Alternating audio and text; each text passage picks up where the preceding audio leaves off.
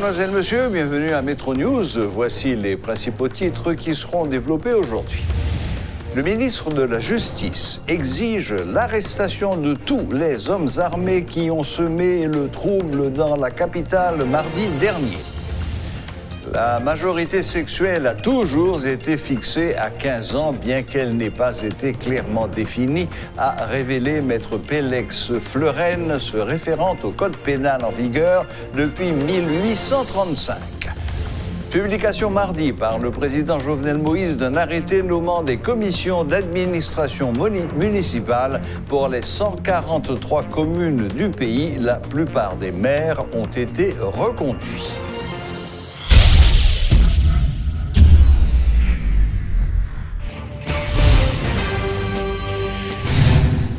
Le ministre de la Justice et de la Sécurité publique demande à la police nationale de procéder à l'arrestation de tous les hommes armés qui ont semé le trouble dans la capitale mardi dernier pour exiger du gouvernement qu'il adopte des mesures visant à améliorer les conditions de vie dans les quartiers précaires.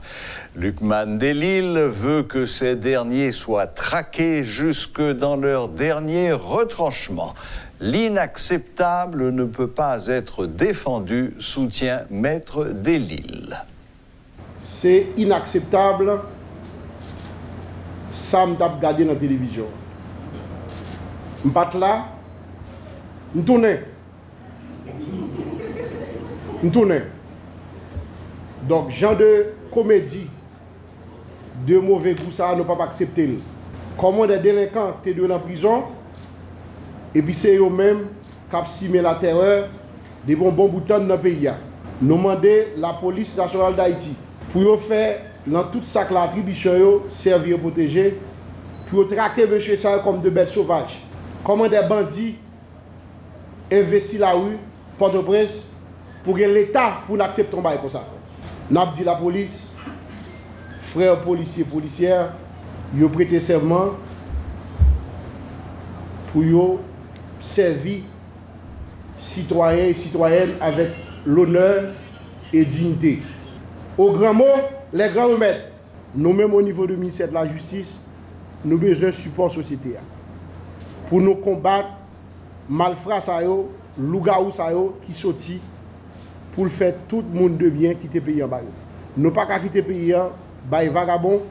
Si nous 15 ou bien 14 millions haïtiens, nous ne sommes pas capables de quitter le pays avec un petit groupe de délinquants. Donc, nous demandons de soutien à la population pour aider nous, comme autorité, pour nous combattre les gens de l'histoire, question gang à droite, gang à gauche, gang sur côté, pour nous mettre monsieur ça hors d'état de nuire, parce que pas aucune société qui tolère un genre de comédie comme ça. Yo be pour sortir encore, m'attend yo. Le président Jovenel Moïse a publié mardi un arrêté nommant des commissions d'administration municipale pour les 143 communes du pays.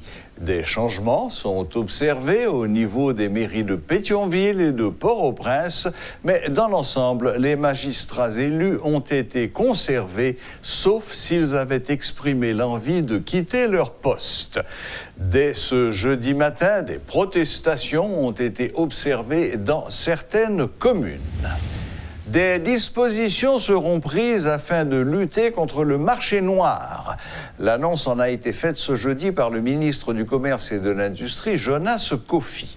Des inspecteurs seront déployés bientôt dans les marchés publics et d'autres entreprises formelles de la capitale en vue de freiner cette dérive commerciale. Par ailleurs, M. Kofi pointe du doigt les auteurs des mouvements de manifestation, de protestation, car, souligne-t-il, les actes de pillage, d'incendie et autres ont des conséquences sur la cherté de la vie.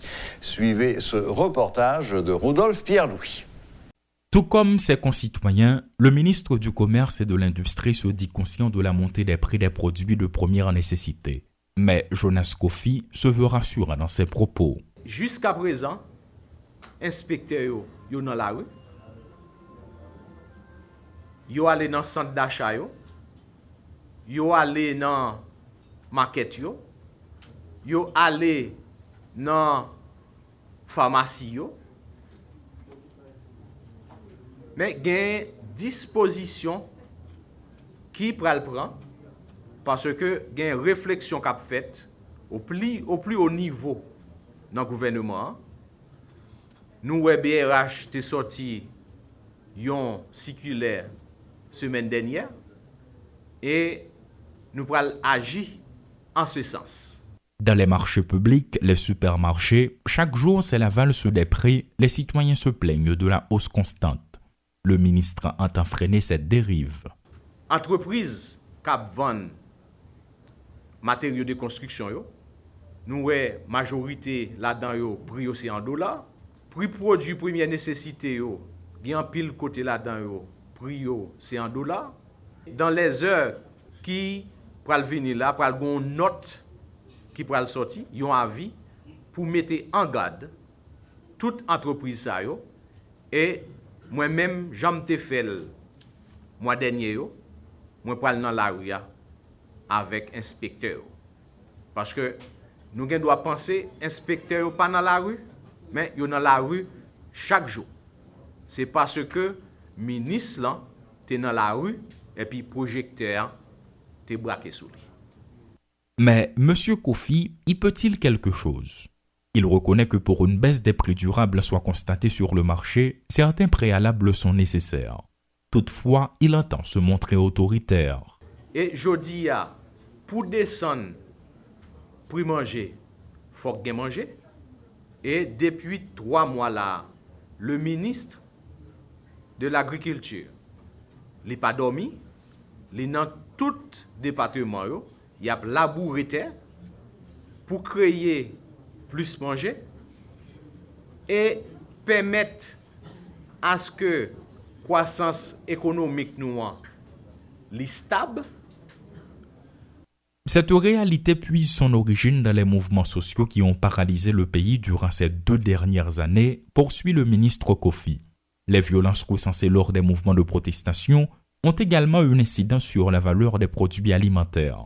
C'est en ce sens que M. Kofi pointe du doigt leurs auteurs comme responsables. Le programme d'appui à l'entrepreneuriat jeunesse, PAPEJ, a été au centre de l'intervention du ministre du Commerce et de l'Industrie, Jonas Kofi. Notons que dans l'intervalle, il en a profité pour annoncer de nouvelles dispositions qui seront prises à l'intention de tous ceux qui font du marché noir en ce qui concerne les prix des produits de première nécessité. Une annonce qui n'est pas nouvelle si l'on tient compte des différentes descentes des lieux déjà recensés dans la capitale, mais qui suscite par ailleurs une question importante. À quand le passage de la parole aux actes? Elissi Diolassin et Rudolf Pierre-Louis pour Télémétropole.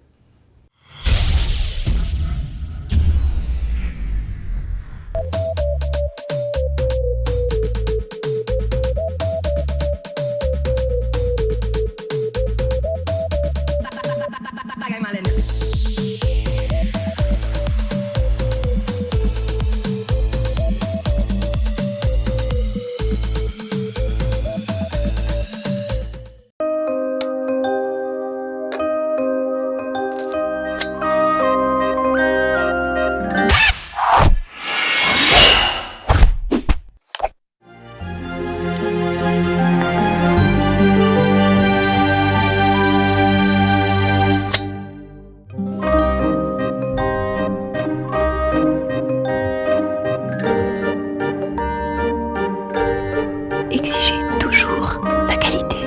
Rebo. Oh, Maes, Mika, Agana Dog.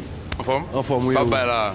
Bin acheter 2-3 petits bails ou qu'on baille? Avec 4 Unibuck tout côté, ah, bien sûr. Bien sûr. By the way, vous vérifiez si pour la pas expiré? Expiré. Yeah, mon cause Mika expiré. va dire qu'on cause ça, mon cher. Oh. Mais quand t'as expiré.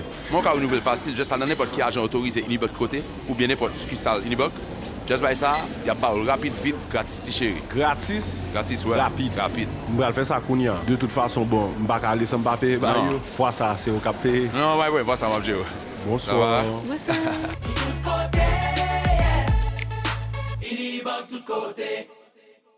Bonjour, tes amis m'ont avec un message qui est important en pile. Blédina fait les Blédi Junior pour tout le monde à partir de 3 ans et jusqu'à 7 ans. Si nous prenons le Blédi Junior en plus de nourriture saine et équilibrée, la permet nous grandir bien. et il participe dans le bon développement cerveau. Et en plus, moi-même, moi en pile, Bledi Junior, c'est tout le monde qui presque là.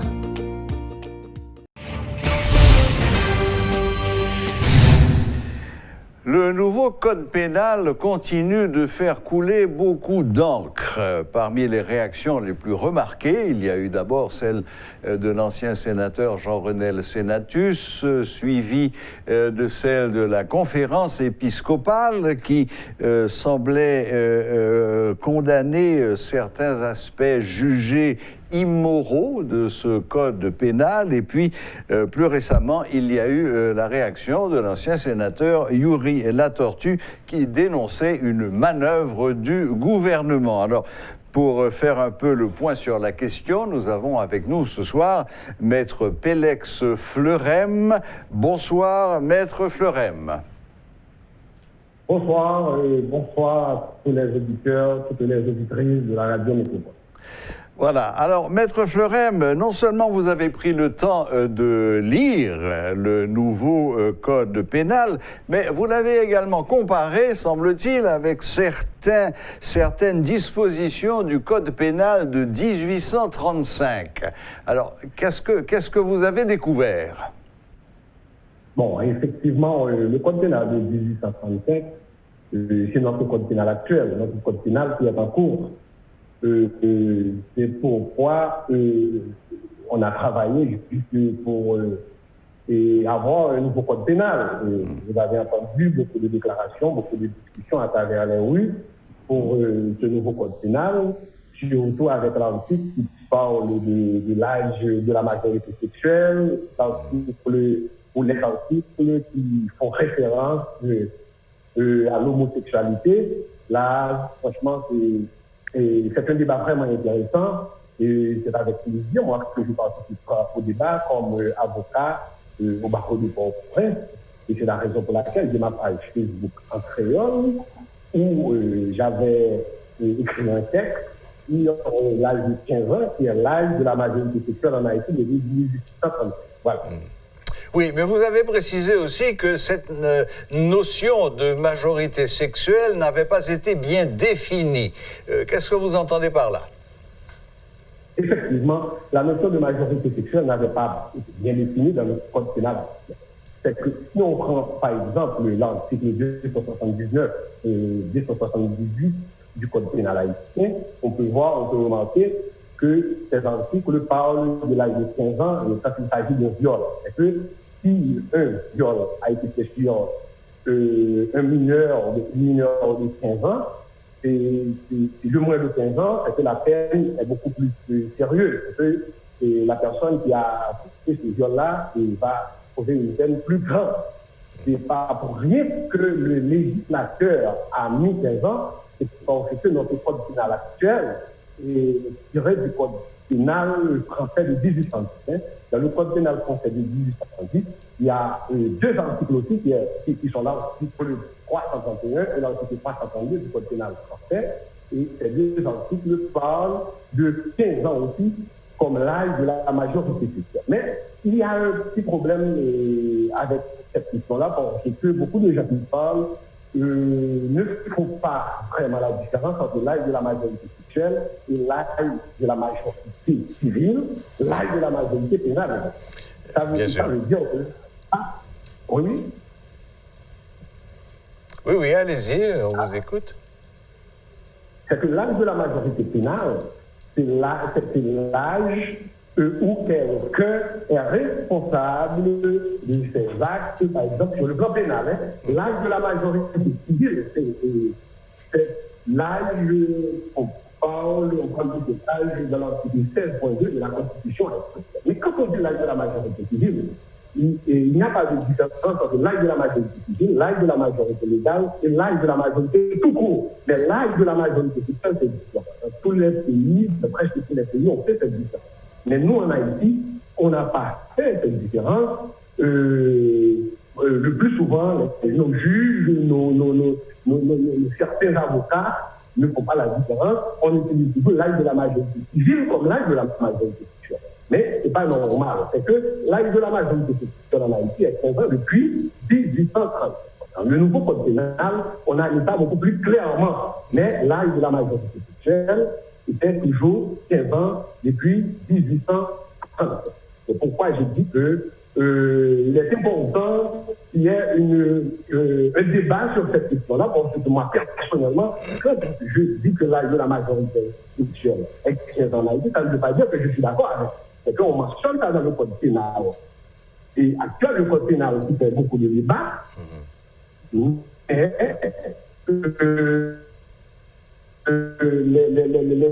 acteurs doivent entendre que pour moi, on devrait mettre ça à 18 ans aussi, comme l'âge de la majorité civile. Mais pour maintenant, présentement, l'âge de la majorité finale, l'âge de la majorité sexuelle est 15 ans comme l'âge de la majorité sexuelle en France. Très bien, mais Maître Fleurem, est-ce que dans le nouveau code pénal, la notion de majorité sexuelle a été clairement définie?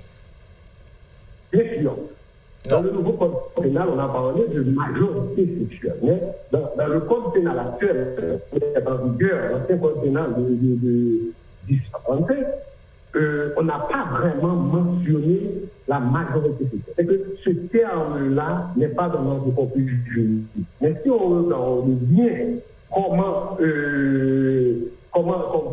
ça apparaît, surtout dans l'article 278, dans l'article 279 du Code pénal, c'est qu'on peut voir que le législateur, parce qu'il ne faut pas oublier que nos codes, surtout le Code pénal, c'est que nous avons copié ça du Code pénal français de 1800, textuellement, et l'article 278, l'article 279, ces deux articles-là sont les mêmes que l'article 331 et l'article 3. De métropole. Il y a une différence qu'on doit faire. C'est la différence entre la majorité sexuelle, la majorité civile, la majorité pénale et même la majorité matrimoniale. Et qu'il y a toute une différence. Très bien. Mais... Il ne faut pas confondre différence de l'article du point de vue de la Constitution, comme qui est l'âge de la majorité civile, où un enfant peut voter, peut acheter, peut signer un contrat, peut vendre. Très bien. Avec l'âge de la majorité. Très bien, oui, mais Maître Fleurem, restons sur la majorité sexuelle, puisque c'est ce qui a fait débat, surtout jusqu'à présent, surtout du côté des évêques et de l'ancien sénateur-sénatus. Alors, je reprends ma question. Est-ce que dans le nouveau code pénal, celui qui vient d'être passé par décret, est-ce que la notion de majorité sexuelle a été clairement définie? Vous nous avez dit que dans le code de 1835, c'était par rapport au viol. Mais aujourd'hui, là, dans le nouveau, est-ce que cette notion a été clairement définie? C'est quoi la majorité sexuelle? Le terme majorité sexuelle est clairement affiché dans le code pénal, c'est-à-dire dans le nouveau code pénal. C'est clairement dit que la majorité actuellement en Haïti, c'est 15 ans. Oui, mais qu'est-ce qu'on entend? Qu'est-ce qu'on entend? Oui, mais qu'est-ce qu'on entend par majorité sexuelle? La majorité sexuelle, c'est l'âge de consentement. C'est l'âge où un enfant de 15 ans, si un enfant de 15 ans accepte de rentrer dans une relation sexuelle avec un majeur, une personne majeure, on peut dire qu'il n'y a pas d'effraction. C'est ça que ça veut dire. C'est l'âge de consentement. Très bien, très bien. Bon, donc là, dans le nouveau code, les choses sont claires. À partir de 15 ans, une jeune fille consentante peut avoir des relations sexuelles avec un adulte ou autre chose, sans qu'il y ait infraction, comme vous venez de le dire. C'est bien ça? Voilà, c'est bien ça, c'est comme ça. Très bien. C'est comme ça dans le nouveau code. D'accord. Est-ce que vous avez trouvé d'autres différences? Parce que, comme je le disais en commençant, ce nouveau code pénal a fait couler beaucoup d'encre. La conférence épiscopale en particulier en est presque arrivée à donner un ultimatum au président pour retirer ce code pour cause de mesures qu'ils ont jugées immorales, l'homosexualité, la prostitution, etc. Alors, qu'est-ce que vous en pensez, vous? Est-ce que vraiment ce nouveau code pénal est à ce point, entre guillemets, immoral ou amoral même? Bon, moi, ce que je pense, c'est que le nouveau code pénal, ça c'est ma position, la position de l'université, c'est que le nouveau code pénal, c'est un bon document. Mais un document qui a des articles, c'est des articles qui méritent d'être discutés, qui ont besoin, nous avons besoin de débats sur ces articles-là. C'est-à-dire, quand on parle de l'homosexualité en Haïti, là, ça doit faire débat au niveau du Parlement. Quand on parle de l'âge de la majorité sexuelle, ça doit aussi faire débat. C'est la raison pour laquelle moi, je ne suis pas d'accord avec le président Jovenel Moïse qui a publié un document d'une telle envergure par décret. Parce qu'il y a tellement d'articles qui prêtent à équivoque, c'est qu'il faut quand même des débats. C'est que la société a besoin de débats.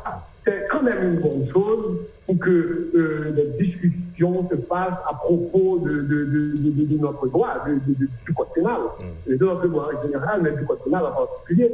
C'est vraiment intéressant, mais je pense qu'il y a des domaines et vraiment qui méritent d'être débattus parce que un petit groupe ne peut pas rester au Parlement national et publier un document de si grande. Mais il y a des gens qui parlent, qui disent certaines choses, sincèrement, qui n'existent pas. Il y a certaines personnes qui parlent comme que le code pénal est quelque chose qui a été rédigé par le Parlement national. Bon, je ne sais pas si on a mis quelque chose d'autre, mais à ce que je sache, c'est que le code pénal, et on a commencé à travailler dessus depuis 2008-2009. Et après le tremblement de terre, c'était le pays du 12 janvier, il y a les organisations internationales, certaines organisations internationales avaient choisi d'appuyer la rédaction de nouveaux codes pénals. Absolument. Et pourquoi on a créé des commissions. Et je veux dire quelque chose. La majorité des gens qui parlent à propos de ce code pénal ont été touchés par la rédaction de ce code. Ont été touchés, surtout dans le système judiciaire haïtien. Mais le problème, c'est qu'il y a des articles qui méritent d'être débattus, mais le président Jovenel ne devrait pas prendre sur sa responsabilité de publier un tel document par décret. Ça, c'est ma position. Voilà. De toute façon, il fera l'objet d'un décret en l'absence de Parlement. C'est ainsi que ça marche. Donc, en d'autres termes, vous approuvez la décision du gouvernement de retirer le texte et donc de continuer la discussion sur les articles qui peuvent faire débat ou sur lesquels vous pensez qu'il faudrait qu'il y ait un débat national. Vous êtes d'accord avec cette décision? Donc, moi, je pense que nous avons besoin de nouveau code pénal. Nous ne pouvons pas continuer avec un code qui date de 1837 que nous avons copié de la France. Nous ne pouvons pas continuer avec des codes dans notre corpus juridique qui ne s'adaptent pas à la réalité haïtienne. Nous avons besoin de nouveaux codes. Mais pas comme ça, parce que la société, dans notre société, il y a des choses qu'on ne peut pas vraiment venir avec comme ça. Il faut des discussions, il faut des débats. Il faut voir les barreaux, il faut voir les avocats, il faut voir les juges et autres pour qu'on puisse discuter sur ces choses-là. Mais le président ne devrait pas prendre sa responsabilité pour publier un document d'une telle envergure, parce que ça, franchement, si j'étais à la place du président Jovenel, je n'allais pas faire ça. Très bien. Bon, Maître Fleurem, vous avez quand même rappelé qu'il y a une série d'experts, juristes en particulier, qui travaillent à la rédaction de ce code depuis plus de 10 ans. Voilà. Est-ce qu'on ne peut pas estimer qu'après 10 ans, le texte a atteint sa finalité et qu'il est temps de le mettre, parce qu'encore une fois, vous le rappelez, 1835, ça fait quand même 185 ans que nous travaillons sur le même code pénal, et en 185 ans, beaucoup de choses ont changé, les choses ont évolué, les mœurs, c'est tout. Donc, en d'autres termes, Maître Fleurem, vous pensez que le président n'aurait pas dû décider par décret de publier un texte sans qu'il ait été fignolé dans ses moindres détails, et donc vous approuvez la décision de retirer ce texte pour une révision, encore une fois, espérons qu'elle ne va pas durer encore une fois 10 ans, et que ces points de litige pourront être résolus rapidement. C'est bien ça? Bon, c'est que moi je pense qu'on doit lancer le débat sur le code. Au lieu de dire retirer, parce que le code va être en application après 24 mois. Le code a été publié par le décret le 19 juin 2020. C'est que ça va être en application le 24 juin 2022. Ça veut dire que le président Jovenel Moïse ne sera plus. C'est que je pense qu'on doit lancer le débat pour qu'on puisse avoir le plus rapidement possible un nouveau code pénal et un code de procédure pénale. Parce que notre système judiciaire est archaïque, ça favorise l'impunité, ça favorise aussi des abus, quoi. Mais on ne peut pas vraiment continuer sur cette pensée-là. Il nous faut un nouveau code pénal, il faut revoir notre système juridique en entier d'abord. Parce que là, il y a tellement de choses qui ne manquent pas. Dieu merci, il y a ce débat-là au niveau de la société à propos du code pénal, mais franchement, il y a tellement de codes qui ne s'adaptent pas, et qu'un jour, la population comprendra. Bien, écoutez, Maître Fleurem, merci. Je voudrais quand même faire une toute petite comparaison. Regardez ce qui se passe aujourd'hui avec le nouveau gouvernement et la nomination du nouveau ministre de la Justice, le garde des Sceaux, Éric Dupond-Moretti, qui lui aussi dit et répète à qui veut l'entendre, et Dieu sait s'il est invité sur les plateaux, que tout le système juridique français est à repenser également. Donc nous ne sommes pas les seuls. Je ne sais pas si ça peut nous rassurer. Mais en tous les cas, dans le cas de ce code pénal, la décision a été prise de le retirer, de le rapporter et donc de continuer à travailler dessus justement pour aplanir tous ces points qui semblent faire débat. C'est bien ça. Voilà. C'est important, mais le plus rapidement possible, nous devons avoir un nouveau code pénal. Voilà, très bien. Voilà, on doit le plus rapidement possible avoir un nouveau code pénal. On ne peut pas continuer avec un code pénal qui ne s'adapte pas. Par exemple, je vais vous donner un exemple. Si on prend le viol, par exemple, dans notre code pénal actuel, le viol. On ne fait pas la différence entre viol et agression sexuelle. Et pourtant, il y a une très grande différence entre viol et agression sexuelle. Et pourtant, dans notre code actuel, dans notre code pénal actuel, il n'y a pas de différence. On ne fait pas la différence. Ouais. On ne peut pas continuer comme ça. Très bien. Franchement, l'agression sexuelle, ce n'est pas viol. Viol n'est pas agression sexuelle. C'est différent. Mais dans notre code pénal actuel, il n'y a pas de différence. Voilà. D'accord. Bien, écoutez, merci Maître Pélex Fleurem de nous avoir accordé un peu de temps par visioconférence cet après-midi pour discuter de ce qui fait tellement de remous avec la publication de ce nouveau code pénal. Merci et bonne fin de journée. D'accord, bien aussi. À moi, je vous remercie. Au revoir. Voilà, c'était Maître Pélex Fleurem qui a fait une certaine comparaison avec notre nouveau code pénal et celui sur lequel on vivait jusqu'à présent et qui date de 1835, ce qui veut dire que ça fait 185 ans qu'on n'a pas changé de code pénal. Voilà, la boucle est bouclée. Merci de nous rester fidèles. N'oubliez pas que vous pouvez suivre Métro News en différé sur YouTube à l'adresse Métropole Télé. Voilà, à la prochaine, même heure, même chaîne.